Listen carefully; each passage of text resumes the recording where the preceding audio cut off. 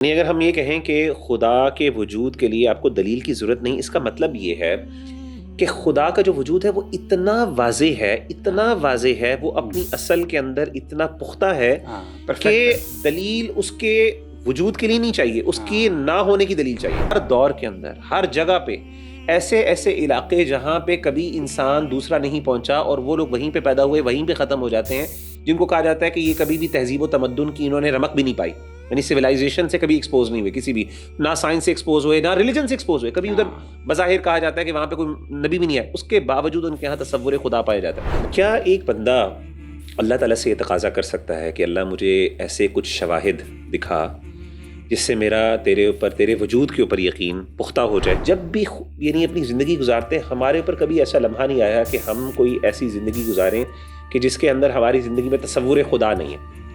یعنی یہ اتنا بڑا احسان ہے اللہ کا کہ میں اگر بیمار ہوں نا تو میرے پاس، یا میں پریشان ہوں تو میرے پاس کوئی ایک ایسی ذات ہے جس کے پاس جا کے میں اپنا شکوہ کر سکتا ہوں۔ کہ جن لوگوں نے اپنے اللہ کو پہچانا، انہوں نے دلائل کی بنیاد پہ نہیں پہچانا، انہوں نے ان کی ایک تو ان کے اپنے فطرت تھی نا، کیونکہ میں پہلی بات ہی کہہ چکا ہوں کہ جب خالق مخلوق ہے نا تو مخلوق بولتی ہے کہ مجھے خالق چاہیے۔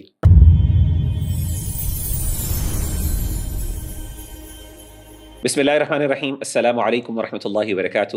آج کے اس پروگرام میں الحمدللہ میرے ساتھ میرے والد صاحب موجود ہیں، شیخ عبدالقوی لقمان رضی اللہ تعالی عنہ، اور ماشاءاللہ ہی از اے اسکالرلی پرسن، اور میں نے بہت سی چیزیں ان سے سیکھی ہیں الحمدللہ، اور ہماری ایک دوسرے کے ساتھ علمی معاونت جاری رہتی ہے، اور اسی سلسلے کے حوالے سے ہم نے ایک پروگرام کا آج انشاءاللہ پلان کیا تھا، اور آج کا جو ٹاپک ہے وہ بڑا انٹرسٹنگ اور امپورٹنٹ ہے، وہ ہے اللہ تعالیٰ کے تعارف اور اس کی اہمیت اور ضرورت کیا ہے، اسپیشلی جو کہ کانٹیکس ایک ڈیبیٹ ہوئی، آپ کو پتہ ہے، ایک مفتی شمائل صاحب اور اس طریقے سے جاوید اختر صاحب کے درمیان، اور وہ ڈیبیٹ بہت زیادہ وائرل ہے، آپ نے دیکھا ہوگا فیس بک میں، اور وہاں پہ وجود باری تعالیٰ اس پہ ڈسکشن ہو رہی تھی، اور انٹرسٹنگ بات جو ہمیں پتہ چل رہی تھی، اگر آپ نے وہ ڈیبیٹ پراپرلی دیکھی ہو تو ایک طرف وہ بندہ ہے جس کو اللہ تعالیٰ کے وجود کے بارے میں علم ہے، اور دوسرا وہ شخص ہے جس کو میں سمجھتا ہوں کہ وہ اللہ کے وجود کا انکار اس لیے کر رہا تھا کیونکہ اس نے اللہ تعالیٰ نے جس طرح اپنا تعارف قرآن مجید میں کروایا ہے یا شریعت میں کروایا ہے،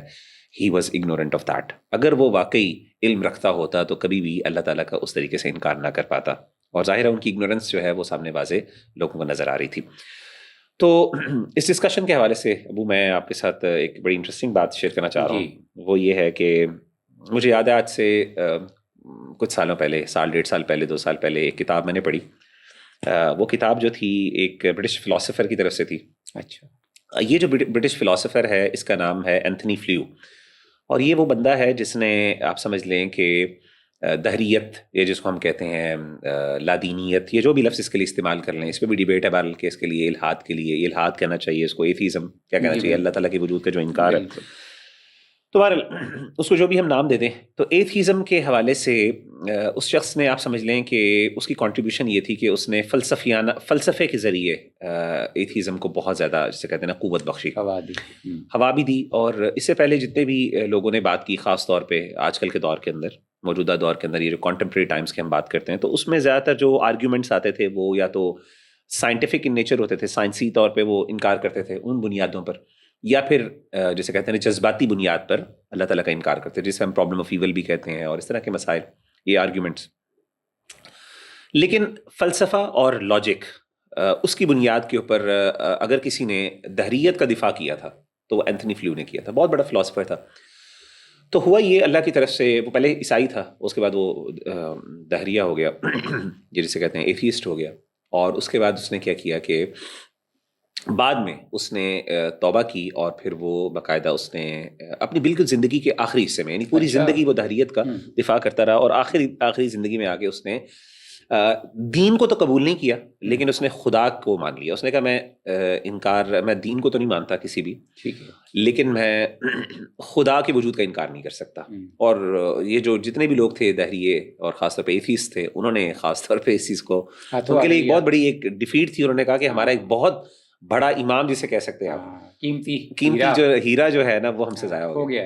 تو اچھا، تو میں بتا یہ رہا تھا کہ اس کتاب کے اندر بڑی انٹرسٹنگ بات جو میں نے پڑھی وہ یہ تھی کہ اس نے یہ بتایا، ذکر کیا. اب اس کی کتاب ہے دیر از اے گاڈ، یہ اس کی کتاب کا نام ہے، اینتھنی فلیو کا. وہ مل جاتی ہے کسی اچھے اسٹور سے بھی مل جاتی ہے. تو اس نے بیسکلی یہ کہا کہ یہ سوال کو ایڈریس کیا کہ میں نے خدا کو کیوں مانا لیکن میں نے کسی مذہب کو کیوں نہیں قبول کیا.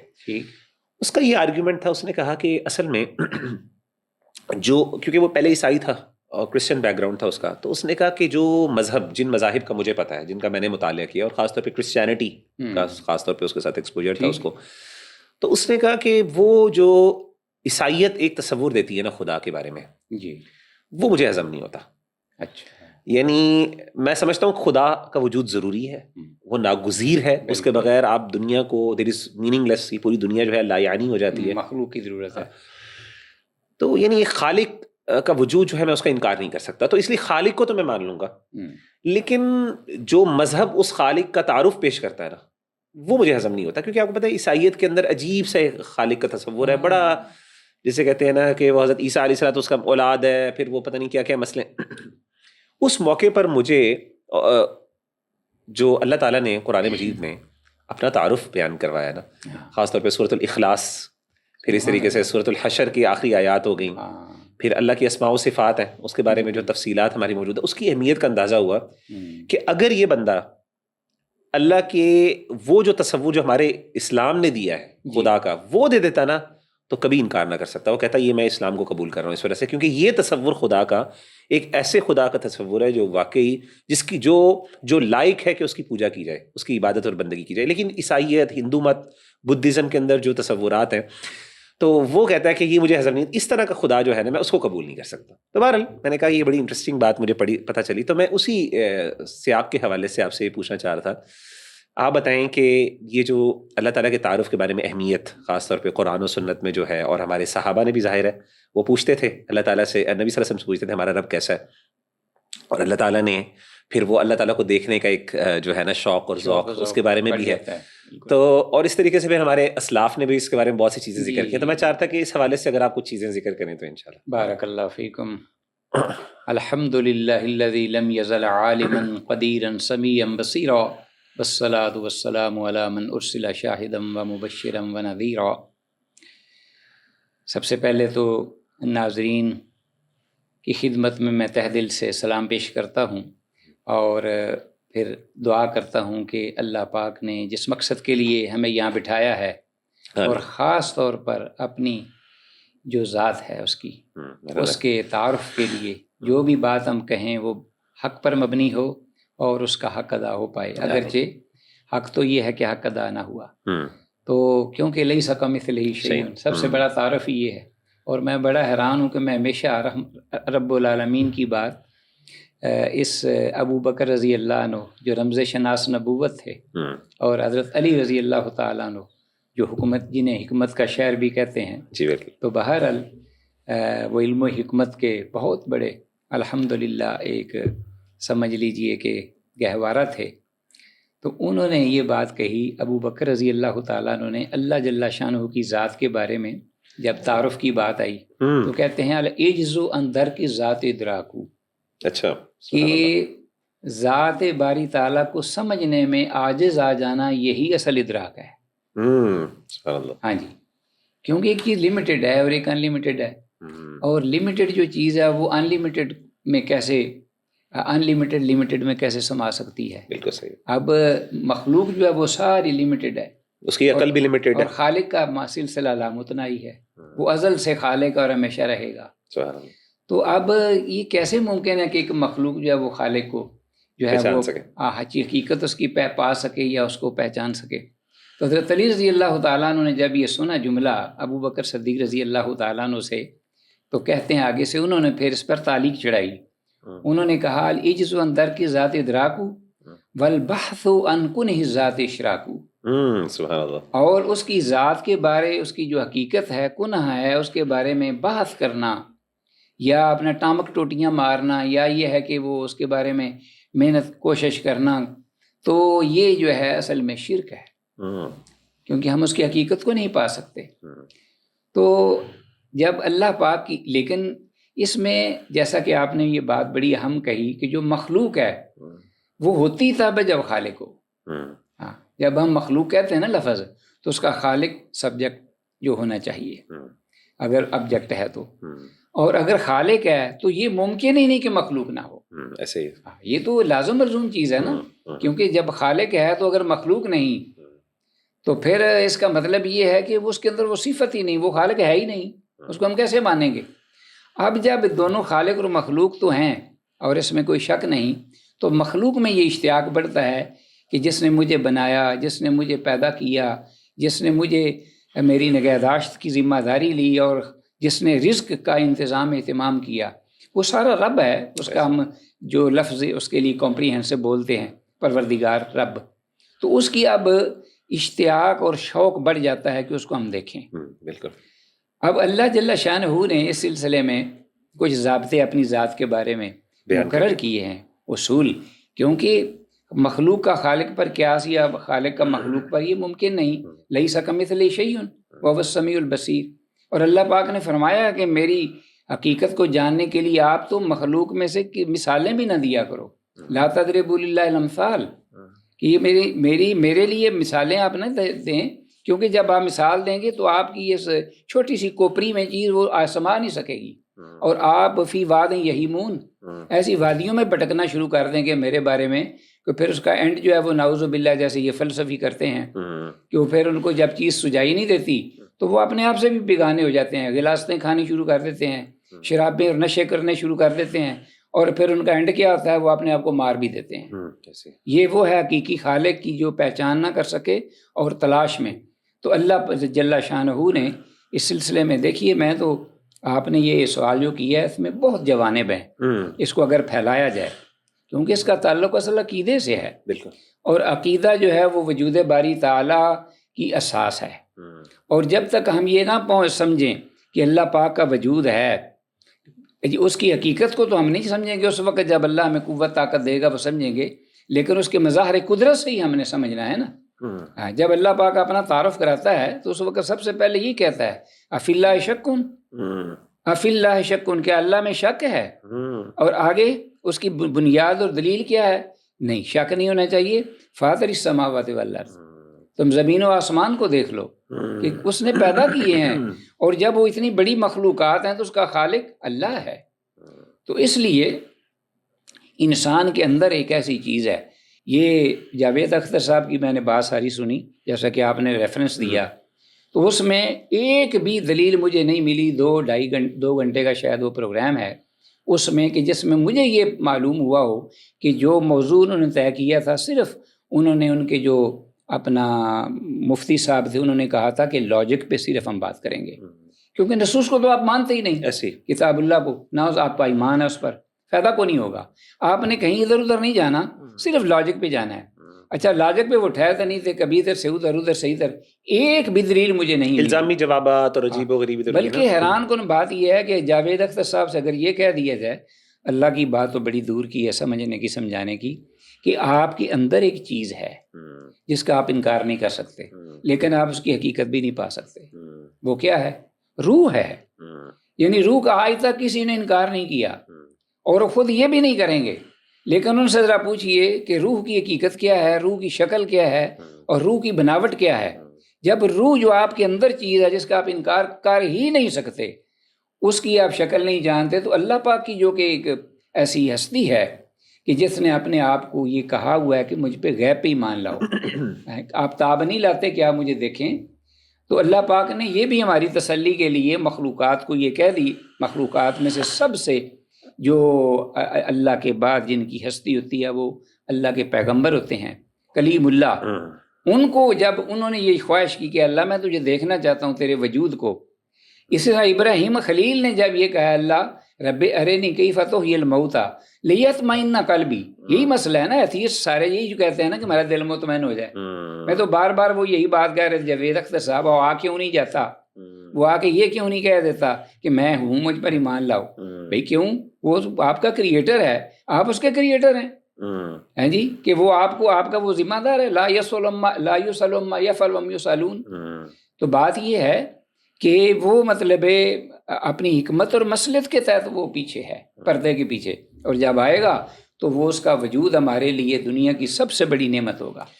اچھا، میں نے وہ یہ سوال آپ سے کرنا تھا کہ جیسے آپ نے بات کی نا کہ لیطمئن قلبی، یہ ایک بڑا سوال ہمیشہ کیا جاتا ہے کہ سیدنا ابراہیم علیہ الصلاۃ والسلام نے اللہ تعالیٰ سے یہ تقاضا کیا کہ اللہ مجھے نا جو ہے نا مجھے کچھ ایسی چیزیں دکھا، اور کہا کہ آپ کیف تحیی الموتیٰ، مردے کو تو کس طرح زندہ کرتا ہے، اور وہی والی بات تھی لیطمئن قلبی، تاکہ میرا دل مطمئن ہو جائے. بالکل اسی طریقے سے پھر اللہ تعالیٰ نے فرمایا وَكَذَلِكَ نُرِي إِبْرَاهِيمَ مَلَكُوتَ السَّمَاوَاتِ وَالْأَرْضِ وَلِيَكُونَ مِنَ الْمُوقِنِينَ. بالکل وہاں پہ بھی یقین کا ذکر ہے. یہی یقین کا ہے.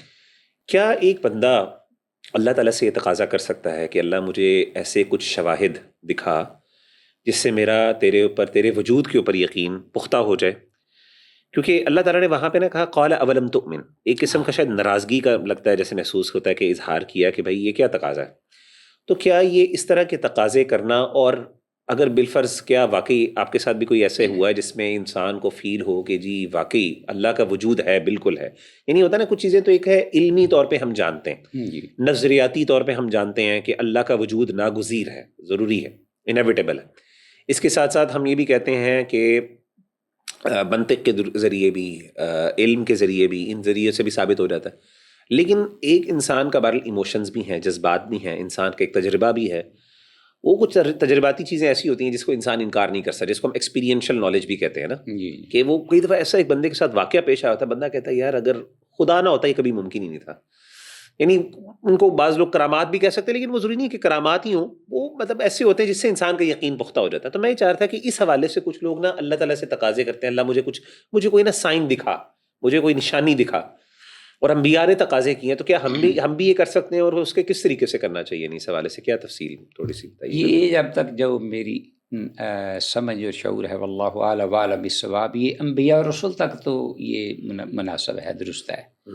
کیونکہ یہ جو معجزہ نہیں ہوتا، یہ اس کا بھی تعلق ایسے ہی ہوتا ہے جیسے وہ خود نبی یا پیغمبر بسا اوقات یہ اللہ سے مطالبہ کرتا ہے کہ اللہ کوئی قدرت کا کرشمہ دکھا دے تاکہ تیری حقانیت اور سچائی، تیری ربوبیت وہ ثابت ہو جائے. وہ بھی پیچھے مقصد اس کا اپنی خواہش نہیں ہوتی. یہاں ایک ممکن صورت ہو، جیسے موسیٰ علیہ الصلوۃ والسلام نے اپنی جو اللہ سے گفتگو تھی وہ ذرا لمبی کر دی تھی، اشتیاق، اور خوشی اور شوق. اس میں یہ بعض اہل علم نے یہ کہا کہ وہ اس لیے کہ اپنا وہ چاہ رہے تھے کہ میں اپنے رب سے اگر موقع مل گیا ہے تو میں زیادہ سے زیادہ باتیں کر لوں اور اپنے رب کو دیکھ بھی لوں. تو ایک جذبہ شوق جو ہے نا اس کے بل بوتے پر، لیکن یہ بھی ابھی تک مثال جو ہے میں نے دی ہے وہی بات کہ ہے کہ انبیاء اور رسولوں تک، آگے ہمیں کوئی مثال نہیں ملتی ایسی کہ جس سے صحابہ نے یا ان میں سے کوئی ایسا واقعہ سامنا ہو. واللہ اعلم وعلم بالصواب. لیکن یہ ہے کہ یہ ایسے تقاضے کرنا مطلوب نہیں، یہ مقصود نہیں، کیونکہ اگر اس مطالبے پر آدمی کے اندر بعد میں کوئی کمی واقع ہو جائے تو پھر اللہ کی پکڑ بڑی آتی ہے. جیسے کہ اللہ پاک نے یہ خود فرمایا ہے، اور یہودیوں نے یہ کہا تھا، یہودیوں نے یہ مطالبہ کیا تھا کہ اپنا جو رب ہے، کیسے وہ آیت مبارکہ ہے، نہیں حواریوں نے بھی کہا تھا، اور اپنا ہاں یہودیوں نے بھی کہا تھا. بالکل یہودیوں حضرت موسیٰ علیہ الصلوۃ والسلام کی قوم بنی اسرائیل نے کہا تھا ہم نے اللہ تعالیٰ کو ہمیں دکھا. ہاں جی. تو اللہ حضرت موسیٰ علیہ الصلوۃ والسلام ان کو لے کے گئے تھے کہ میں تمہیں اللہ تعالیٰ سے کلام کرواتا ہوں. پھر وہ انہوں نے انکار کیا تو پھر اللہ کی پکڑ آ گئی. جی بالکل. اور اس طریقے سے مائدہ کا بھی یہی واقعہ ہے نا، حضرت عیسیٰ علیہ الصلوۃ والسلام کا، جی بالکل، کہ انزل علینا مائدۃ من السماء تکون لنا عیدا. پھر اللہ نے کہا انی منزلها علیکم فمن یکفر بعد منکم فانی اعذبه عذابا لا اعذبه. تو اس طرح کے تقاضوں یعنی اس طریقے سے مطلوب نہیں ہے یہ تقاضے، اس لیے کہ ایمان بالغیب مطلوب مقصود ہے. ان الذین یخشون ربهم بالغیب لهم مغفرۃ واجر کبیر، کہ اللہ پاک نے یہ رکھا ہوا ہے علم غیب کا، یعنی بن دیکھے تم ایمان لاؤ، ایمان بالغیب.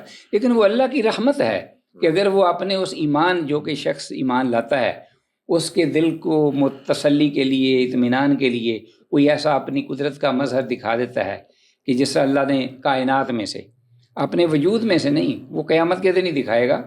کیونکہ اگر وہ معاملہ ممکن ہوتا ہے تو موسیٰ علیہ السلام اللہ پاک کو دیکھ لیتے، وہ ممکن نہیں ہے. لیکن اللہ پاک نے یہ ضرور کہا ہے سنریہم آیاتنا فی الآفاق وفی انفسہم حتی یتبین لہم انہ الحق، کہ میں یعنی کچھ ایسی نشانیاں انسان دیکھے گا اپنی زندگی میں. بالکل. تو میں مظاہر قدرت سے میں اپنے آپ جو ہے نا وہ آپ کو دکھاؤں گا اپنا وجود جو ہے. تو اس پر آپ کا دل بھی مطمئن ہوگا کہ یہ ممکن نہیں کام مخلوق کے لیے، یہ صرف خالق حقیقی کے لیے ممکن ہے. اچھا ایک اور چیز جو آپ نے ذکر کی نا وہ بڑی انٹرسٹنگ تھی، جو میں سمجھ رہا تھا کہ اس پہ ہم میرے خیال ہے اس پہ بھی ہمیں تھوڑا سا ایمفسائز کرنی چاہیے، وہ ہے جیسے کہ نا عربوں کے ہاں یہ بات کی جاتی ہے نا تعرف الاشیاء باضدادها، جی جی کہ چیزوں کو نا اس کے جو ہے مخالف چیزوں سے پہچانا جاتا ہے. بالکل. تو اللہ کی اہمیت جو ہے نا، یا اللہ کے تعارف کی اہمیت اور دین کی اہمیت، اس کا صحیح معنوں میں ادراک اس شخص کو ہو سکتا ہے جس نے کبھی بھی یہ لذت چکھی نہیں ہے، جس نے ایک ایسا وقت گزارا جس کے پاس یہ نعمت نہیں تھی. جی یعنی مثال کے طور پہ مجھے یاد ہے ہمارے ایک بھائی نے ہمیں ایک واقعہ بیان کیا، تو کہتے تھے کہ ایک ان کا دوست تھا، مسلمان ہوا، فرانسیسی، فرینچ کنورٹ مسلم تھا. تو اس نے جب وہ مسلمان ہوا نا، تو ایک دفعہ وہ لوگ ٹریول کر رہے تھے، گاڑی پہ جا رہے تھے، تو اس نے نا اس کو ایک بات کہی. اس نے کہا کہ ان کا نام تھا احمد، بھائی ہمارے بھائی ہیں، تو انہوں نے کہا محمد احمد ان کا نام تھا. تو کہتے ہیں محمد، آپ کو نا کبھی بھی اس بات کی اہمیت کا احساس نہیں ہوگا کہ اللہ تعالیٰ کے اوپر ایمان جو ہے نا وہ کتنی بڑی چیز ہے، کیونکہ آپ نے کبھی زندگی کے اندر نا اس چیز کو بغیر خدا کے رہنا جو ہے، بغیر خدا کے تصور کے آپ نے زندگی گزاری نہیں ہے. میں نے گزاری ہے، کیونکہ وہ پہلے ایتھیسٹ تھا. فرانس میں آپ کو پتہ ہے کہ ایک قسم کا اینٹی ریلیجس بہت زیادہ سینٹیمنٹ پایا جاتا ہے، بہت سختی پائی جاتی ہے، اور ایک قسم کی نا کراہت اور نفرت ہے اللہ تعالیٰ یعنی دین کے حوالے سے، دینداری کے حوالے سے، مذہبیت کے حوالے سے، روایت پسندی کے حوالے سے. تو وہاں کے جو ملحد ہیں اور ایتھیسٹ ہیں، اللہ معاف کرے، وہ بہت ہی نا جسے کہتے ہیں بڑے عجیب قسم کے اور سخت قسم کے اور بڑے نا اسٹانچ ہوتے ہیں، ملیٹنٹ ایتھیسٹ جس کو ہم کہتے ہیں. تو اس نے کہا کہ تم نے کبھی زندگی میں یہ تصور نہیں نہ کیا کہ خدا کے بغیر زندگی کا تصور نہیں کیا، تو تمہیں نہیں پتا اس کی اہمیت کیا ہے. میں نے وہ زندگی دیکھی ہے، اور اب میں اس زندگی کے مطابق میں کمپیریزن کر سکتا ہوں، ایک مقابلہ کر سکتا ہوں، اور میں یقین کہہ سکتا ہوں یہ اتنی بڑی نعمت ہے کہ تمہیں اس بات کی احساس نہیں ہے. اچھا میں یہ سوچ رہا تھا ابو کہ مطلب ہماری اولادیں ہیں، ہمارے خاندان ہے، فیملی ہے، جب بھی انسان، ہم لوگ بھی جب بھی یعنی اپنی زندگی گزارتے ہیں، ہمارے اوپر کبھی ایسا لمحہ نہیں آیا کہ ہم کوئی ایسی زندگی گزاریں کہ جس کے اندر ہماری زندگی میں تصور خدا نہیں ہے. یعنی یہ اتنا بڑا احسان ہے اللہ کا کہ میں اگر بیمار ہوں نا، تو میرے پاس یہ میں پریشان ہوں، تو میرے پاس کوئی ایک ایسی ذات ہے جس کے پاس جا کے میں اپنا شکوہ کر سکتا ہوں. انما اشکو بثی وحزنی اللہ. اسی طریقے سے اگر میں یعنی اللہ نے اتنا احسان، میں کہتا ہوں اللہ کا اتنا بڑا احسان ہے کہ لکی لا تأسوا علی ما فاتکم ولا تفرحوا بما آتاکم. یعنی انسان بڑے آرام سے کسی مشکل، حالانکہ اپنے اعمال کی وجہ سے مشکل آئی ہوتی ہے، اپنی غلطی کی وجہ سے، اللہ کہتے ہیں کوئی بات نہیں، میرے اوپر ڈال دو، تقدیر کے اوپر ڈال دو. یعنی اللہ کا احسان ہے کہ تو غم نہ کر، تو کہ میرا فیصلہ تھا، قدر اللہ ما شاء وفعل. تو اب یہ جو تصور ہے نا اللہ تعالیٰ کے بغیر زندگی کا، یعنی اللہ کے یعنی تصور خدا کے بغیر ایک زندگی، وہ کتنی لا یعنی اور کتنی وہ تکلیف دہ ہے. جیسے آپ نے بات کی نا، یعنی ایک فلسفی رہ رہا ہے یار خدا نہیں ہے، اچھا میں کیوں اٹھوں صبح، یعنی کیا وجہ ہے مجھے اٹھنے کی؟ اچھا میں کسی کے ساتھ نیکی کیوں کروں، کیا وجہ، یعنی مجھے کیا ملنا ہے اس کا، یعنی کس وجہ سے میں کروں گا نیکی. میں اپنی یعنی ایثار کا جذبہ جو ہے نا وہ بڑا فرق پڑتا ہے. مجھے یاد ہے کہ ایک اور ایتھیسٹ ہے بہت بڑا تھا، وہ اس کا نام ہے مجھے فرانسس کالنز غالباً اس کا نام تھا. تو اس نے بھی کتاب لکھی، بہت بڑا سائنسدان ہے. تو وہ بھی نا پہلے ملحد ہو گیا، تو اس کے بعد وہ دوبارہ کرسچن ہو گیا، عیسائی تھا پہلے، دوبارہ کرسچن ہو گیا. بہرحال وہ بڑی ڈیبیٹس کرتا ہے آج بھی، ہے بہت بڑا سائنٹسٹ ہے، اور خاص طور پہ ہیومن جینیٹکس جو ہے اس میں بہت زیادہ اس کی کنٹریبیوشن ہے اس فیلڈ کے اندر. کتاب کا نام ہے، مجھے اس کا نام بھول گیا، وہ میں نے کتاب پڑھی تھی، بڑی زبردست کتاب تھی. تو اس میں نا ابو اس نے ایک بڑی انٹرسٹنگ بات بتائی. اس نے کہا کہ نا مجھے جس چیز نے دوبارہ کرسچینٹی کی طرف لے کے آیا، مطلب مذہب کی طرف لے کے آیا، اللہ کے وجود کا انکار کرنے کے بعد، وہ کہتا ہے جذبہ ایثار. یعنی میں کہتا ہوں کہ اگر ایک انسان خدا نہیں ہے تو میں کیوں اپنی کسی پسند کے اوپر ایک ہوتا ہے کہ چلو لین دین ہے، یار میں نے کسی کے ساتھ اچھی کی ہے اس لیے کر رہا ہوں کیونکہ وہ بھی میرے ساتھ کرے گا، ٹھیک ہے نا. جیسے آپ ایک ٹرانزیکشن کر رہے ہیں نا، وہ تو ٹھیک ہے، وہ تو چلے سمجھ آتی ہے کہ بھائی obviously میں نے اس زندگی کو رہنا. اور ایتھیسٹ اور جتنے بھی ملحد ہیں وہ یہی کہتے ہیں، وہ کہتے ہیں جی انسان کسی کے ساتھ خیر اس لیے کرتا ہے کیونکہ اصل میں پیچھے اس کے ذہن میں ایک سیلفشنس ہوتی ہے کہ کل کو مجھے بھی اس سے فائدہ ہو سکتا ہے. لیکن وہ کہتا ہے کہ ایثار کا ایسا جذبہ ہے، جس ایثار کا جذبہ ہی وہ ہے کہ جس پہ آپ اپنی پسند پہ، اپنی ضرورت پہ کمپرومائز کر کے اگلے کو دے رہے ہیں بغیر کوئی شکریہ، بغیر کسی آگے سے ریوارڈ کے، نتیجے کے. اچھا اس نے اپنی مثال کہہ دی. اس نے کہا میری مثال یہ ہے کہ میں گیا تھا، وہ اب یہ لوگ مشنری کام کرتے ہیں، ہیومینیٹیرین کام کرتے ہیں، تو کہتے ہیں میں افریقہ کے کسی جنگل میں کسی گاؤں میں گیا، کچھ دیر گزاری میں نے کہا میں وہاں پہ جا کے نا ویسے انسانیت کی، اب یہ لوگ انسانیت کی خدمت، ظاہر ہے ان کے یہاں بڑا جذبہ پایا جاتا ہے اس چیز کا. اچھا جی، وہ انسانی کی خدمت کرنے گیا تو وہاں پہ کہتا ہے کہ ایک جو ہے نا غریب آدمی، ایسے گاؤں والا دیہاتی آدمی تھا، تو اس کا کوئی مسئلہ تھا، تو میں نے نا اس کو علاج، اس کو بڑی درد تھی، بڑی تکلیف تھی اس کو، تو میں نے اس کو علاج کیا، کوئی آپریشن کیا. آپریشن کرنے کے بعد نا جب وہ ٹھیک ہوا نا تو اس نے مجھے کہا کہ اس نے مجھے ایک بات کی، اس نے کہا you are sent by God to me, تمہیں خدا نے میرے پاس بھیجا. اور اس کا بڑا شکریہ ادا کیا، اس کا ہاتھ سے چھوا اور چلا گیا. تو کہتا یہ جو جملہ تھا نا مجھے یہ بڑا ہٹ کیا. میں نے کہا یار، اس نے پھر اپنے آپ سے پوچھا، اس نے کہا میں یہاں پہ کیا کر رہا ہوں؟ میں یعنی امریکہ کا شہری ہوں، اتنا بڑا سائنسدان ہوں، اور میں یعنی عیاشی کی زندگی گزار رہا ہوں، میرے پر یعنی گورنمنٹ میرے ساتھ، میرے گورنمنٹ کے کانٹریکٹس ہیں، میں یہاں پہ ایک دیہات میں ایک گرم علاقے میں افریقہ کے جنگلوں میں آ کے کیا کر رہا ہوں؟ کس بنیاد پہ کر رہا ہوں؟ مجھے کیا ملنا ہے ان سے؟ یعنی یہ جو بندہ ہے اس سے مجھے کیا ملنا ہے؟ یعنی ٹھیک ہے امریکہ کے اندر میں تو اگر کوئی کام کروں گا، کوئی سائنٹیفک کنٹریبیوشن کروں گا تو مجھے پیسے ملیں گے، مجھے جناب اپریسیشن ملے گی، مجھے مجھے یہاں پہ کیا ملے گا؟ صرف اس بات کی سیٹسفیکشن کہ میں نے کسی کے ساتھ نیکی کی. یعنی وہ نیکی میں کیوں کر رہا ہوں؟ کہتا ہے یہ جذبہ مجھے نے ختم نہیں ہوا. یعنی میں سوچتا ہوں کہ یعنی اللہ تعالیٰ کے تصور، جو وجود باری تعالیٰ کا جو تصور ہے، اس کے بغیر انسان کی لا یعنی ہے نا، بالکل یعنی کوئی مقصد، کوئی پسند ناپسند، ہر چیز لا یعنی ہو جاتی ہے. اسی لیے اس کو نا وجود باری تعالیٰ بلکہ اللہ پر ایمان، اس کو بنیاد بنایا گیا ہے نجات کا قیامت کے دن. نیک اعمال تو ہیں ہی، لیکن سب سے پہلے آپ اپنے، اور میں سمجھتا ہوں کہ جب آدمی کا زندگی کا خاتمہ ہوتا ہے تو اس وقت جو سوالات لکھ رکھے گئے ہیں، سب سے پہلے سوال سب سے پہلے ہے کہ من ربو کا، من ربک، تیرا رب کون ہے؟ حالانکہ اللہ نے اپنے آپ کو دکھایا نہیں کہ دنیا میں کہیں بھی کبھی بھی نہیں وہ نظر آیا، لیکن یہ ہے کہ اللہ، یہ سوالات ہو رہے ہیں فرشتوں کی جانب سے، من ربک، کہ تیرا پروردگار کون ہے. اور میں حیران ہوں اسی سے ریلیٹڈ کہ جن لوگوں نے اپنے اللہ کو پہچانا، انہوں نے دلائل کی بنیاد پہ نہیں پہچانا، انہوں نے ایک تو ان کے اپنے اندر فطرت تھی نا. کیونکہ میں پہلی بات ہی کہہ چکا ہوں کہ جب خالق مخلوق ہے نا تو مخلوق بولتی ہے کہ مجھے خالق چاہیے، مجھے خالق چاہیے، خالق کی نگہبانی، خالق کی مجھے اپنی طرف سے اس کی اپنا جو حفاظت ہے وہ چاہیے، اس کی طرف سے اہتمام چاہیے، انصرام چاہیے. تو وہ تلاش کرتا ہے، اس کو مارتا ہے ادھر ادھر سارا اپنے. تو پھر جب پا لیتا ہے تو بڑا مطمئن ہوتا ہے. بدو جو ہے وہ جنگل کے اندر، کسی نے اسے پوچھا کہ کئی عرفت ربک، تو نے اپنے رب کو کیسے پہچانا؟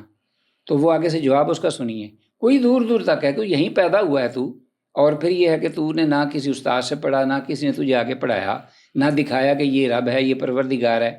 تو وہ کہتا ہے کہ سنیے مجھ سے، میں نے کیسے پہچانا رب کو. البعرۃ تدل علی البعیر، بدوی تھا، تو اس نے کہا کہ اونٹ کی جو مینگنیاں ہیں، جب اونٹ کیراوان چلتا ہے اپنے قافلے کی شکل میں، تو اس وقت وہ بس اوقات پیشاب یا مینگنیاں کرتے ہیں تو وہ راستے پہ کرتے چلے جاتے ہیں ایسے ہی. تو جب وہ پڑی ہوئی ہوتی ہیں تو میں نے کہا کہ یہاں سے اونٹ گزرے ہیں. سبحان اللہ. جب مینگنیاں مجھے بتا رہی ہیں کہ اونٹ گزر گئے، وہ آثار الاقدام تدل علی المسیر، اور لوگوں کا جو راستہ بن جاتا ہے صحرا کے اندر، یا چلتے چلتے ان کے پاؤں کے نشانات جو ہیں وہ مجھے بتا رہے ہیں کہ یہاں سے انسان چل کے گیا ہے. دنیا کا کوئی انسان بڑے سے بڑا عقل مند جو ہے وہ یہ بتا دے، یا سائنٹسٹ، کہ یہاں اگر راب یا پکڈنڈی اس کے اوپر اگر انسانی اپنا نشانات ہیں تو وہ انکار کر کے دکھائے، کبھی بھی نہیں کرے گا، اور کبھی سوال ہی پیدا نہیں ہوتا. لوگ اس کو پاگل کہیں گے، پاگل کرنا، جوتے مارنا شروع کر دیں گے. یعنی تو جب یہ معاملہ ہے، وہ آثار الاقدام تدل علی المسیر والسماء ذات ابراج. اب وہ بدو کہتا ہے، جذبے میں آ گیا، جوش میں کہتا ہے آسمان برجوں والا، والارض ذات فجاج، زمین جو ہے وہ بڑے بڑے سمندر اور صحرا اپنے پیٹ میں لیے ہوئے. کیف لا تدلان علی السان اللطیف الخبیر. کس طریقے سے وہ دلالت نہیں کرتے، کہ مجھے نہیں بتاتے کہ اللہ نہیں ہے، لطیف و خبیر نہیں ہے، تو میں اس کا انکار کر دوں. تو اللہ پاک نے بالکل اسی طریقے سے جو آپ نے سوال مجھ سے کیا کہ کس طریقے سے تعارف پیش کرتا ہے اللہ اپنا، کس طریقے سے باور کراتا ہے. اگر وہ ذات کے سامنے تو آ جائے تو حدیث میں آتا ہے نا کہ وہ ذات ایسی ہے کہ لا تدرک الابصار و یدرک الابصار، کہ اس کو کوئی آنکھ پا نہیں سکتی اور وہ ہر جگہ کو پاتا ہے. تو اب اگر ہم دیکھنے کی کوشش کریں گے تو جل جائیں گے، کیونکہ حدیث کے مطابق 70,000 نور کا پردہ لو کشفت لا حرکت سبحات وجہ ہی بالکل مدہ باثارے، کہ اس کے نور کی کرنیں جہاں بھی پہنچیں گی کائنات کے جس حصے میں بھی ان کو جلا کر بسم کر دیں گی، اور وہی نور جو 70,000 پردوں کی شکل میں ہوگا، قیامت کے دن اللہ پاک کہیں گے کہ ہٹ جاؤ، جب ہٹیں گے تو اللہ پاک جو ہے وہ سامنے ذات سامنے ہوگی باری تعالیٰ کی۔ تو مظاہر قدرت سے اللہ پاک نے اپنے آپ کو پیش کیا ہے کہ یہ ان کو دیکھو اور ان میں کوئی آپ نقص نہیں پائیں گے۔ الذی خلق سبع سماوات طباقا ما تری فی خلق الرحمن من تفاوت فرجع البصر هل ترى من فطور ثم ارجع البصر کرتین ینقلب الیک البصر خاسئا وهو حسیر۔ اللہ اکبر۔ ابو یہ نا میں اس بات پہ انشاءاللہ، ہمارا چونکہ مختصر سا آج ایپیسوڈ تھا تو میں اس پہ انشاءاللہ بات ختم کرتا ہوں۔ بڑی امپورٹنٹ بات جو آپ نے کی نا، اور میں اس کی وضاحت بھی کرنا چاہتا ہوں، جو آپ نے بات کی نا کہ خدا کے وجود کے لیے آپ کو دلیل کی ضرورت نہیں ہے، یہ میں بات واضح کرنا چاہتا ہوں۔ اصل میں کئی لوگ کہہ سکتے ہیں کیوں نہیں دلیل، ہر چیز تو ہم کیوں مانیں ایک ایسے تصور کو، اتنے بڑے تصور کو۔ اس کی میں وضاحت کرتا ہوں۔ یعنی اگر ہم یہ کہیں کہ خدا کے وجود کے لیے آپ کو دلیل کی ضرورت نہیں، اس کا مطلب یہ ہے کہ خدا کا جو وجود ہے وہ اتنا واضح ہے، اتنا واضح ہے، وہ اپنی اصل کے اندر اتنا پختہ ہے کہ دلیل اس کے وجود کے لیے نہیں چاہیے، اس کی نہ ہونے کی دلیل چاہیے۔ اچھا، یہ بہت امپورٹنٹ بات ہے۔ اس کی میں مثال اس طرح دیتا ہوں، جیسے مثال کے طور پہ ایک بندہ جو ہے وہ صبح جو ہے وہ روشن ہوئی ہوئی ہے، اور وہ کہتا ہے کہ یار اس ٹائم جو ہے نا باہر سورج نظر نہیں آ رہا۔ اب صبح کا ٹائم ہے، ہم سب کو پتا ہے کہ صبح کا ٹائم سورج نکلا۔ اب دلیل ہم کہیں گے، وہ کہے گا تم دلیل دو کہ سورج نکلا ہوا ہے۔ ہم دلیل نہیں دیں گے، ہم کہیں گے صبح کا وقت ہے تو سورج تو نکلا ہی ہونا ہے۔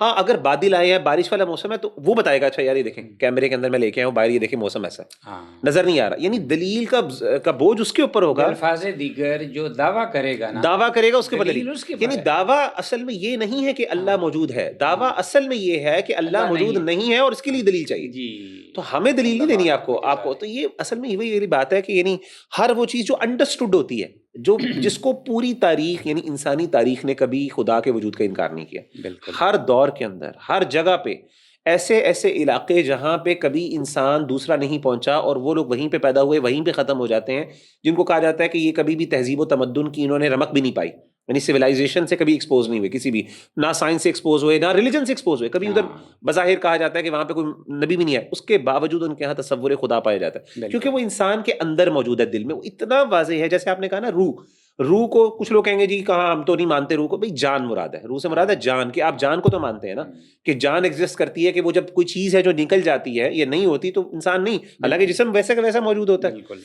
تو کہنے کا مطلب یہ ہے کہ اب نہ ہونے کی دلیل ہوگی، یعنی آپ ایک بندہ موجود ہے تو اگر وہ مر گیا ہے تو آپ اس کے، کہنے کا مطلب یہ ساری باتوں کا یہ ہے خلاصہ۔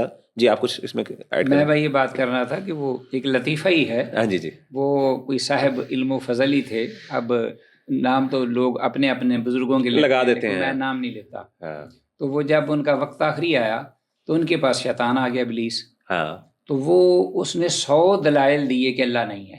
ایسا ہی ہے جی، 100 دلائل دیے کہ اللہ نہیں۔ امام راضی کے بارے میں آتا ہے، امام راضی ان کے بارے میں کہا جاتا ہے، پتہ نہیں ثابت ہے کہ نہیں۔ جی۔ تو وہ اب انہوں نے آگے سے جواب دیا۔ بات یہ ہے، پہلی تو بات یہ ہے کہ میں بغیر دلیل کی اللہ کو مانتا ہوں۔ جی اچھا، میں نے جب یہ سنی نا بات پڑھی تو میں نے کہا کہ اگر میں ان کی جگہ ہوتا تو میں یہ جواب دیتا۔ انہوں نے تو یہ جواب دیا کہ میں بغیر دلیل کی اللہ کو مانتا ہوں، تم 100 کی بجائے 1000 دے دو، اللہ کا مجھ پہ پختہ ایمان، میرا ایمان ہے پختہ۔ تو میں یہ جواب دیتا کہ اگر اللہ نہیں تو تجھے یہاں آ کر مصیبت کیا پڑی ہوئی ہے 100 دلائل دینے کی؟ یعنی آپ دلائل اس لیے دے رہے ہو کہ ہاں یعنی یہ چیز ہے ہی نہیں دنیا میں، ناپید ہے، تو آپ کو کیا مصیبت پڑی ہے کہ اتنا وقت خرچ کر کے تو آپ اس کے لیے لگتا ہے کہ وہ دال میں کالا کالا ہے، آپ اس کا انکار کروانا چاہتے ہیں۔ ایسے ہی تو یہ اصل میں یعنی ایک اور بات، وہ اپنا ایتھیسٹ جو ہے نا، وہ اپنا کلاس روم میں آیا اور اس نے یہ کہا، یہ بات ذرا خوش طبی کے لیے میں کہہ رہا ہوں، ہاں جی حقیقت تو بات ہی۔ تو وہ آگے تو بچوں سے کہنے لگا، پہلے تو اس نے کچھ تھوڑا بہت آگے سلام کہا، پھر اس نے بچوں کو متوجہ کیا، سبق شروع کرنے سے پہلے وہ اس نے اپنا لیسن شروع کر دیا تھوڑا سا دماغ خراب کرنے کے لیے۔ تو اس میں مسلمان بچے بھی تھے، دوسرے بھی تھے۔ تو وہ کہتا ہے کہ بچوں بات یہ ہے کہ یہ کیا ہے، اس کے ہاتھ میں کوئی پینسل تھی، تو بچوں نے کہا یہ پینسل ہے۔ اچھا یہ کیا ہے، یہ ٹیبل ہے۔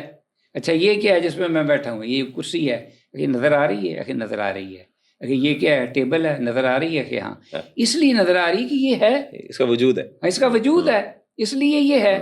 اگر یہ وجود نہ ہوتا تو آپ کہتے کہ کوئی نہیں. ہاں جی یہ اے سی لگے ہوئے ہیں اوپر ہے نا کہ ہاں یہ نظر آ رہے ہیں اس لیے ان کا وجود ہے, یہ نظر آتے ہیں. تو اس لیے اب آخر پہ اس نے یہ بات کہہ دی جب ساری چیز بٹھا کر کہتی ہے اچھا بچوں یہ بتاؤ کہ اللہ نظر آ رہا ہے کہ نہیں, اس لیے اللہ نہیں ہے. یعنی پہلے وہ چیز اس کے ذہن میں ان کے جاگزیں کی بٹھائی کہ اصل ذریعہ اقرار کروایا. اچھا اب یہ ہے کہ اب اس نے یہ بات تو اپنی لیسن تو اپنا دے دیا. اب بیچ میں ایک بچہ تھا مسلمان, تھوڑا سا قدرے ایکٹیو بھی تھا اور انٹیلیجنٹ بھی تھا. کہتا ہے بچوں سے مخاطب ہو کے کہتا ہے کہ یہ استاد تو میں اپنا ہمارے اصل جو عقیدہ ہے یا ایمان ہے اسے میں ہٹا رہا ہے یا اپنے گرا رہا ہے ہمیں راہ سے. تو کہتا ہے بچوں سے مخاطب ہو کے کہتا ہے بچوں آپ یہ بتائیے کہ سر جو ہیں جو آئے ہیں انہوں نے بات کی ہے کہ ہاں سر کی جو عقل ہے وہ نظر آتی ہے اگر نظر کوئی نہیں آ رہی عقل تو سر بے عقل ہے ان کی کوئی بات نہیں ماننی. جزاک اللہ خیر. چلیے جی یہاں پہ ہم انشاءاللہ اس کو کنکلوڈ کرتے ہیں. اللہ تعالیٰ جو سنا ہے اس کو سمجھنے اور اس کے مطابق پھر ہمیں اپنی زندگیوں کی اصلاح کرنے کی توفیق عطا فرمائے, ہمیں صحیح معنوں میں خدا کا تعارف حاصل ہو. جزاکم اللہ خیر. ملتے ہیں انشاءاللہ اگلے ایپیسوڈ میں. السلام علیکم ورحمۃ اللہ وبرکاتہ.